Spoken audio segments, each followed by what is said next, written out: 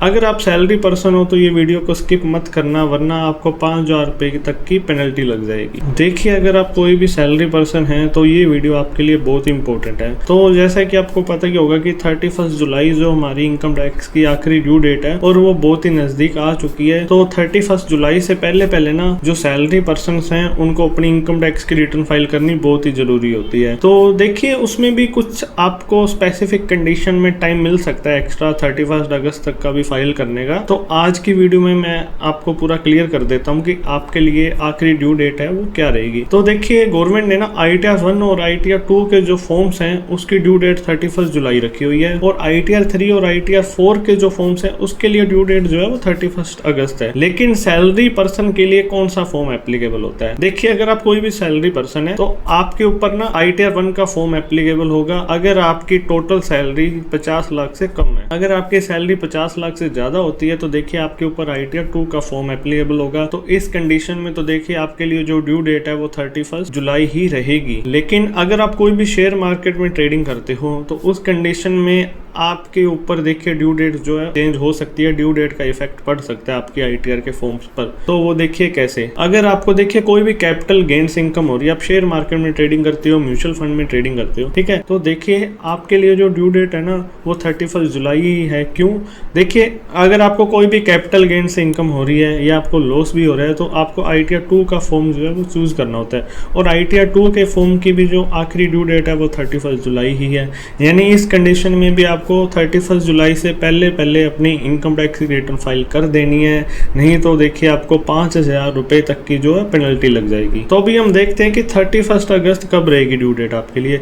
देखिए, आप share market में ट्रेडिंग कर रहे हो, आपको कैपिटल गेन से भी इनकम हो रही है, लेकिन आप साथ में ना FNO में भी ट्रेड कर रहे हो या कोई भी इंट्राडे ट्रेडिंग करते हो, तो FNO और इंट्राडे की कंडीशन में ना आपको ITR 3 का फॉर्म चूज करना होता है। क्यों? देखिए, FNO और इंट्राडे की ट्रेडिंग होती है, उसका जो भी टर्नओवर होता है ना, गवर्नमेंट उसे स्पेक्युलेटिव एक्टिविटी मानती है और उसको ना एज ए बिजनेस टर्नओवर के अंदर काउंट कर लेती है। तो बिजनेस के लिए हमें ITR 3 का फॉर्म चूज करना होता है। तो आपको देखिए उसके लिए बैलेंस शीट्स बनानी पड़ेगी, बुक्स मेंटेन करनी पड़ेगी और ITR 3 का फॉर्म चूज करना होगा। अब ITR 3 की जो ड्यू डेट है वो 31 अगस्त है। तो देखिए, आप 31 जुलाई के बाद भी ना अपनी इनकम टैक्स की रिटर्न फाइल कर सकते हो अगर आप FNO या इंट्राडे में ट्रेडिंग करते हो। ITR 3 का फॉर्म जो आपको चूज करना होगा।